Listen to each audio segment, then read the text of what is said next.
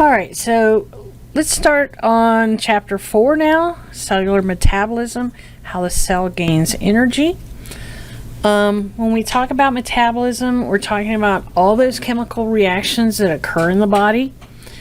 And we have cellular metabolism. Those are the chemical reactions that actually occur in the cell. And we're going to look at some of those pathways and how that occurs. There are two types of reactions. We talk about them. They're anabolic and catabolic. And anabolic means we are going to take small molecules and make a bigger one. This requires energy. If we're going to do catabolism, we're going to take those larger molecules, break them down into smaller ones, and we release energy. So the way we do anabolic reactions, we need this for cellular growth, we need this for repair. We basically, we eat certain foods, we break those down, we'll talk about that, and then, and that's really catabolism. So when we take our food and we break it down, well then those components can be put back together to make whatever it is the body needs. And that's really what this process is. We are constantly breaking down foods and other macromolecules and then putting together what we need. If we need this particular protein, we need this particular sugar, we can do it. Okay? So the anabolic reactions, again, we're going to use this for growth and repair, for maintenance, to make anything we need. It does require ATP. We will be using this. It uses a process called dehydration synthesis. We take water out. We'll take a look at it. So the smaller molecules are bound together to form a larger molecule. We get water in the process because we're moving a water molecule out. And we use this to make polysaccharides, to make proteins, to make our triglycerides, but we're making these larger molecules. The opposite is when we do catabolic reactions, where we break down the larger molecules to make smaller ones. Here ATP is produced, and what we do is we're going to put water. In terms of here, we were talking about dehydration synthesis. We're going to dehydrate. We're going to take water out. Here, we're going to put water in. So we use water. All right. So here we go. So if we have a monosaccharide and a monosaccharide, and if we want to make a disaccharide, this water molecule has to go out. But this shows us this can go either way. So we take the water out, we dehydrate, and we end up with a disaccharide. If we want to take this disaccharide and break this up into two separate monosaccharides, then we've got to take water and put it back in.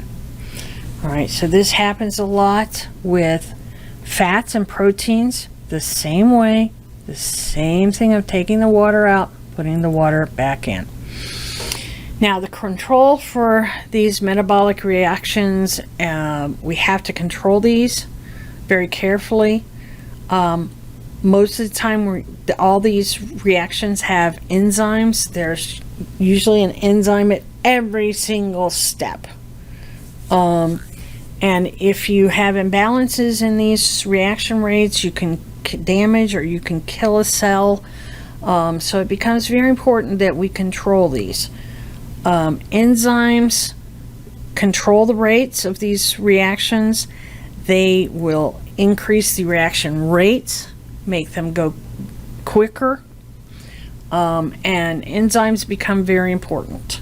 They are what we call protein catalysts.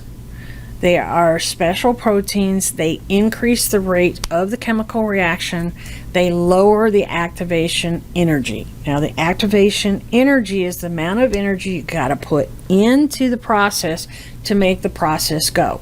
How much gas do you have to put in the car for the car to turn over when you turn over that ignition switch and start, or push the ignition switch and start the car? How much gasoline has to be there? All right, that's the activation energy. How much energy do you have to get this started? Okay. Enzymes are unique in that they are not consumed in this reaction, so they're used repeatedly. The reaction occurs, and then an enzyme can be used for another reaction. Each enzyme is very specific to what we call a substrate. For example, if we're using lactose, it can only work. The only enzyme that will work to break that down is lactase. Anytime you hear the word AS, or the subscript suffix ASE, that's ACE. You put that on a word, and that it usually indicates to us that it's an enzyme. So lipase, lactase, that sort of thing. So these are very specific. We'll talk about this, but for example, the example I gave you with the lactase breaking down lactose. So these become very specific. All right, so you can see the shape. This is pretty standard. You have an enzyme molecule. You have an active site where the substrate bonds, and it's kind of a lock. We kind of say a lock and key system. Everything has to lock together, and when it locks together, you have an enzyme substrate complex, and then that product gets released, and the enzyme is not changed in the process whatsoever. So it allows these molecules to come together, be locked together to end up with a product, and you're not changing the enzyme. So what happens is in the body we have a lot of these chemical reactions where we have to break down substances or make substances, and you've got to do it in steps. It's not like you can take a glucose and go straight to the end product. You have to have a step. You have to have a series of reactions that have to occur to make that final product. And that series is called a metabolic pathway. And each new substrate, each new piece in that pathway is generally catalyzed and helped along by a different enzyme. We'll take a look at this. There are rate-limiting enzymes. This is an enzyme that catalyzes a step in this pathway that sets the rate for that entire sequence. It's got to be there. So the number of molecules of that enzyme is limited, and that limits how much can be made in that pathway. Some pathways, the product will inhibit the enzyme, and we talked about this. This is kind of an example of negative feedback. But here's a series. This would be a pathway. So you have a particular molecule. Maybe it's glucose, and it gets acted on by enzyme A. That changes it, and we'll see this when we get to glycolysis. So you now have substrate B. That takes another enzyme to make it to substrate 3. On and on and on and on and on and on until you finally get to whatever product that you need. So substrate, boom, boom, boom, boom. That's a pathway. Okay? So one of the things we have to think about is this energy. There are many different kinds of energy. You can take a look at this. We know the rules that it can't be created or destroyed. But the one thing we have to worry about with a cell is we need cellular respiration. This is a process that's going to transfer the energy from molecules and make it available for cellular use. When you have a little tiny cell, you only need a little bit of energy. It's not like you can take a 24 volt battery and plug it in. That would just fry it. Okay, so you need little tiny bits of energy. So these reactions use this tiny bit of energy, and it's a tiny bit of chemical energy. And these processes require this energy. It is stored in ATP. ATP stands for adenine triphosphate. And the energy is held in those chemical bonds, and when the chemical bonds are broken, energy is released. Okay? And the energy, basically the enzymes lower that activation energy that's needed for that kind of reaction to occur. All right? So let's take a look at this cellular respiration. It occurs in 3 different sequences. The first one is glycolysis. Basically, we're breaking up glucose. And this is an anaerobic reaction. It doesn't require oxygen. Then we have 2 that are aerobic. So if you have some bacteria that's in an anaerobic, that's not in oxygen, it can do glycolysis. So this is a reaction that occurs without the presence of oxygen, and we'll talk about it. It doesn't make a lot of energy, but it makes enough for a lot of these little organisms. If you have a big organism, you're going to have to do aerobic respiration. You're going to have oxygen. This is why oxygen is so important to us. And because you need that to make that much ATP. And so these are all reaction sequences, and we're going to look at this and go through them one by one. So when we talk about cellular respiration, the molecule that we use is glucose. And it requires the supply of glucose and oxygen. The final products are going to be carbon dioxide, water, ATP, and we're going to release heat. So we're going to take glucose, we're going to break it down to its bottom components, and we're going to have, remember, glucose is it's a carbohydrate, so it's carbon, hydrogen, and oxygen. So the carbon and oxygen, carbon dioxide, water, hydrogen, and oxygen, we're going to have ATP released, and we're going to release heat. So we have, again, these 2 types of reactions. Anaerobic reaction, we don't require oxygen, we don't make a lot of ATP, and then we have the aerobic reactions where we make the most. So this is kind of the stepwise, this is the way it goes, and then we'll kind of look at this individually. You don't need to memorize these steps in terms of the steps of glycolysis, but you need to have a basic understanding of what's going on.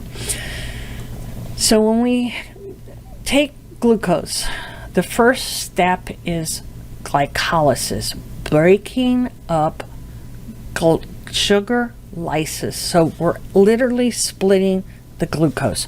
So we take glucose, we know it's a 6-carbon sugar. We break it up into 2 3-carbons.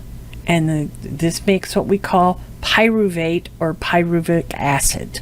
So we take the 6 carbons, we split it, and we have 2 3-carbons. This is all done in the cytoplasm of the cell. Okay? And in that process, we will have a net gain of 2 ATP. There are 4 used and 2, 4 made and 2 used. So you end up with a net gain of 2. Now, if you're a big organism, that ain't going to be enough energy. But if you're a small one, you can work off that, and it's just fine. We have plenty of bacteria and simple organisms that can work with this. All right, but if you're human, you need more energy than that. So then what we have to do is we have to take it through this other process. Okay, and we'll talk about this. This is the citric acid cycle, or sometimes you may hear it called the Krebs cycle. That's an older word. But we're going to take that 3-carbon pyruvic, the 3-carbon pyruvic acid that's been generated, and we're going to just move it through a cycle. We'll talk about that. But the bottom line is we're going to make what are called these electron carriers that we're going to use in the electron transport chain. So we'll take a look at that a little bit later on. So glycolysis, this is the first sequence of reactions. It's a series of 10 reactions. Again, you break that glucose down into the 2 pyruvic acids. There's 10 reactions. So you got to have enzymes for each step of that. All right, again. So again, you don't have to memorize it, but I just want to kind of take you through it. You're going to break glucose into this, into this, into this, and 10 steps later, you end up with pyruvic acid. All right. And you basically have to get that in. Now, if you have oxygen present, you then go into the citric acid cycle and the electron transport chain. If oxygen is not present, then you go into forming lactic acid. Most of you are pretty familiar with lactic acid. If you overdo your muscles a lot and your muscles get really, really, really sore, what you've done is built up the lactic acid in your muscles because your muscles have been using that glucose, but they've been using them anaerobically, and you've built up lactic acid. All right. So this buildup of lactic acid inhibits glycolysis, and ATP production is decreased, and that makes the soreness. And again, when you're in an anaerobic condition, you only make 2 ATP. That's not a lot. But when you have oxygen present, then it goes into these aerobic pathways. And there's 3 different reactions. You have to make acetyl coenzyme A, or acetyl CoA. You have to go through the citric acid cycle, or the Krebs cycle, and then you finally move to the electron transport chain. And at this point, basically what you have to do is you're moving from the cytosol, the cytoplasm of the cell, into the mitochondria. The mitochondria is the organelle of the cell that does this process. Okay? Basically what happens is at the end of this entire process, by the time you get the glucose split out, you end up with carbon dioxide, water, and instead of 2 ATP, you have up to 36 ATP. So this is a really nice way of making a lot of energy. So to go into the citric acid cycle, this begins when you have what we call acetyl coenzyme A combines with oxaloacetic acid to produce what we call citric acid. This is why it's called the citric acid cycle. It was found by Krebs. That's why it's called the Krebs cycle.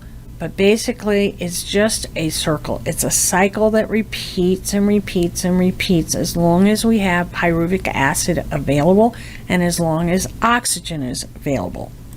And it's just a circle that all you're doing is just cycling around and cycling around and cycling around. Now, what happens is what you produce is what's called NADH and FADH2. And these carry hydrogen and these high energy electrons to what we call the electron transport chain. And that is a series of complexes, enzymes that are in the inner membrane of the mitochondria. And basically the energy from these electrons, because the NADH and the FADH2 are basically electron carriers, and it's transferred to this enzyme ATP synthase. That means it's going to synthesize ATP. All right, and what this does is ATP synthase uses energy to do what's called phosphorylation of ADP to ATP. Adenine diphosphate to adenine triphosphate. So we take a phosphate and we put it on to ADP, and that becomes ATP. And that's what we really do with our energy. When we use energy, we take that ATP, we take that phosphate, and we make ADP, and that phosphate is available for energy. When we have extra food and stuff like that, we're going to take the ADP and we're going to do the reverse and make ATP so that we have energy available. All right. What's made out of all this electron transport chain is water. Oxygen is the final electron, what we call carrier. But the bottom line is that by going through this entire process, you basically end up with 2 ATP produced in glycolysis, 2 ATP in the citric acid cycle, and 28 in the electron transport chain. It is the electron transport chain that makes all this ATP, and we have to have oxygen to do that. Okay, that's just very basic, very, very, very basic. Now, so carbohydrate molecules, basically what we're going to do is that again is our main energy source. We're going to use glucose first. We're going to take any sugar we have, break it down to glucose, and then put it through glycolysis, citric acid cycle, and the electron transport chain for our energy. And these carbohydrate molecules can take foods and they can enter these pathways for energy production, or they can enter anabolic pathways to store it. So it depends upon, once we've got these molecules, we can either use it for energy or we can store it. All right. If we're going to store it, most of the time it's stored as fat. All right. So what happens is this excess glucose, we're going to use, first of all, we're going to firm up our glucose stores. So if you're doing a lot of running and that kind of thing, you're going to use a lot of glucose. So you're going to be using your stores. And so you're going to refill those stores. Well, our stores are in the form of what we call glycogen. Animals store glucose as glycogen.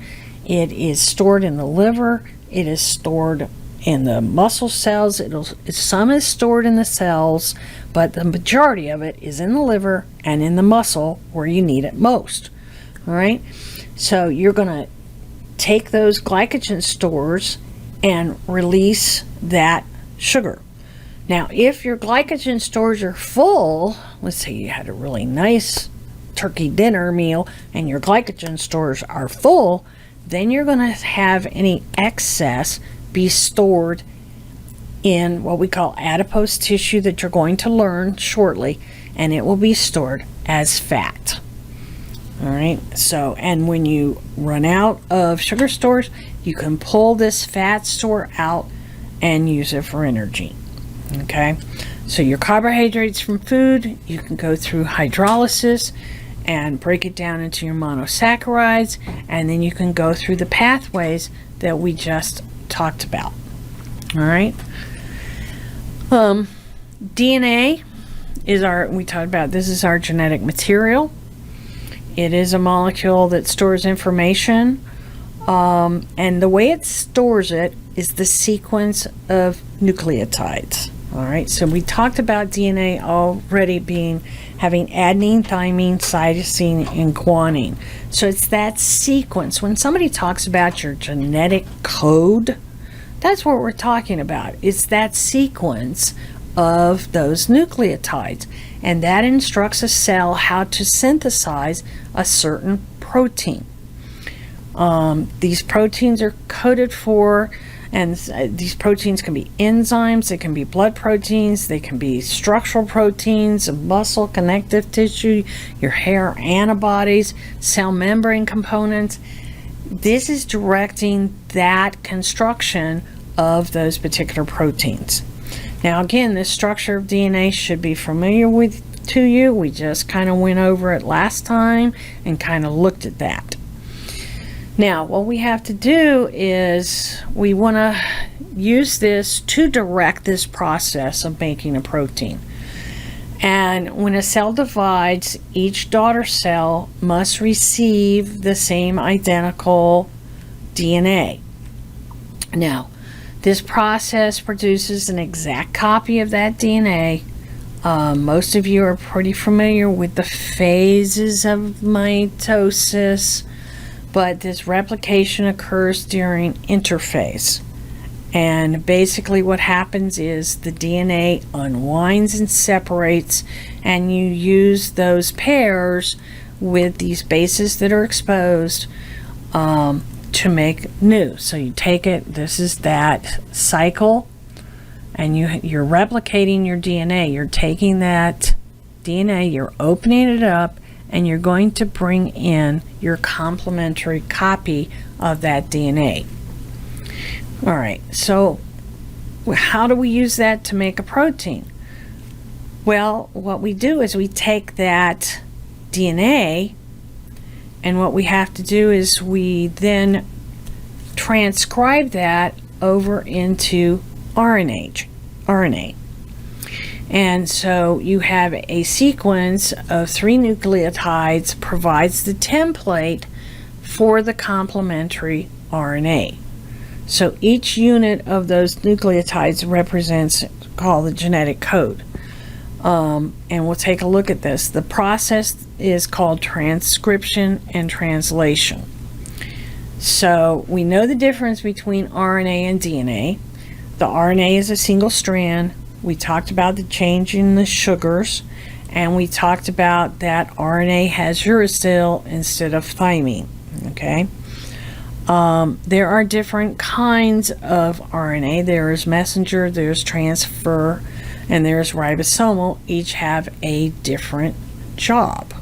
Okay, so DNA is going to store that master copy, and that remains in the nucleus.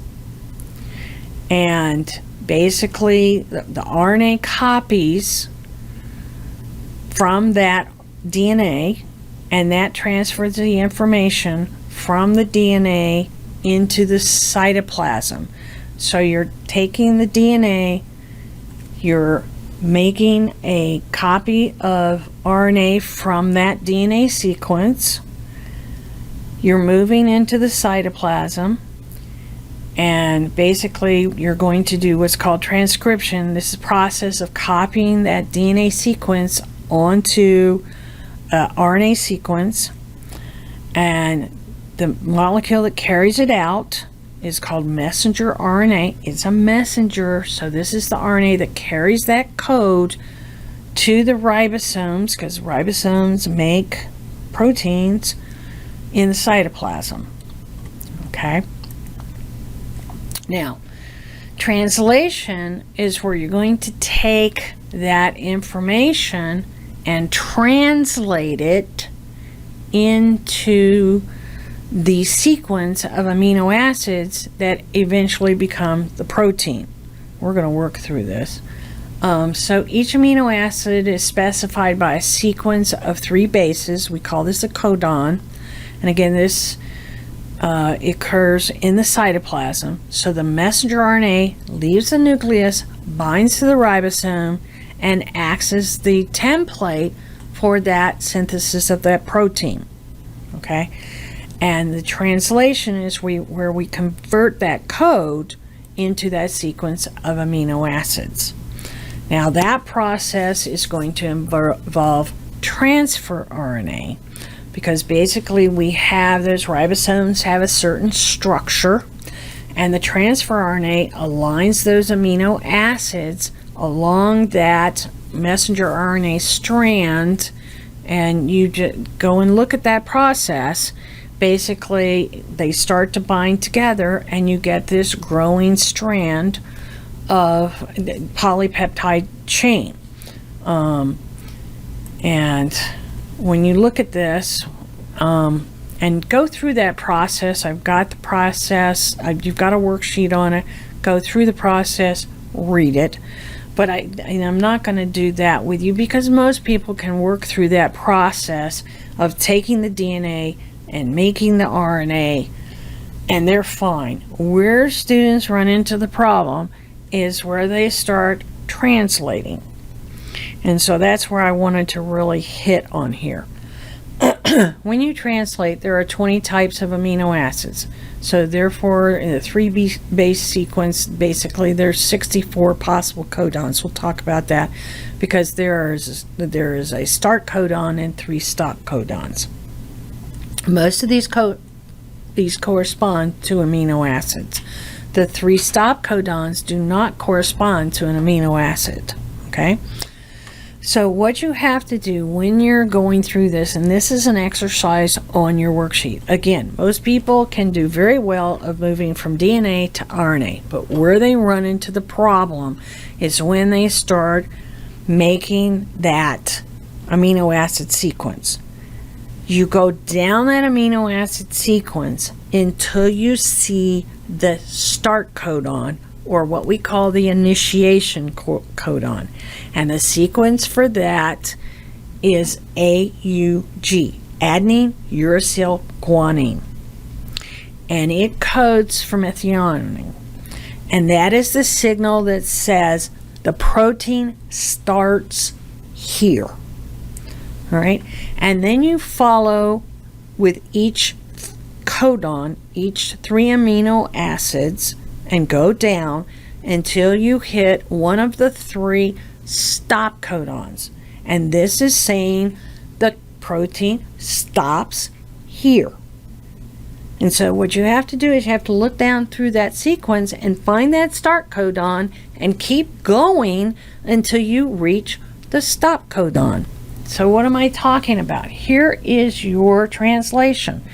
And you can see AUG, that is your start codon. So every single amino acid sequence for this is going to start with this particular amino acid. This is the start. And you will add on and add on and add on and add on until you come to one of these 3 stops. And there is no amino acid associated with this. So there is nothing added on. It just stops there.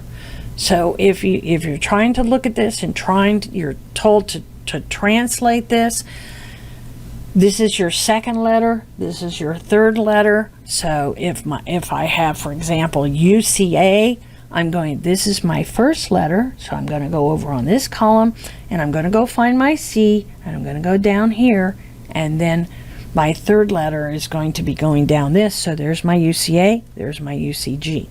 So that's going to code for serine.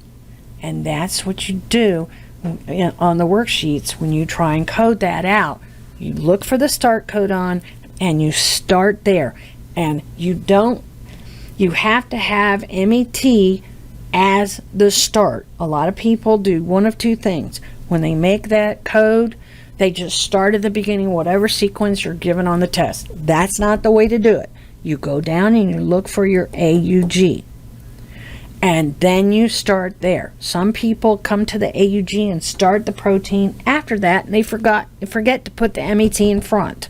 So make sure you get that MET in front and continue on with your codons until you get a stop codon.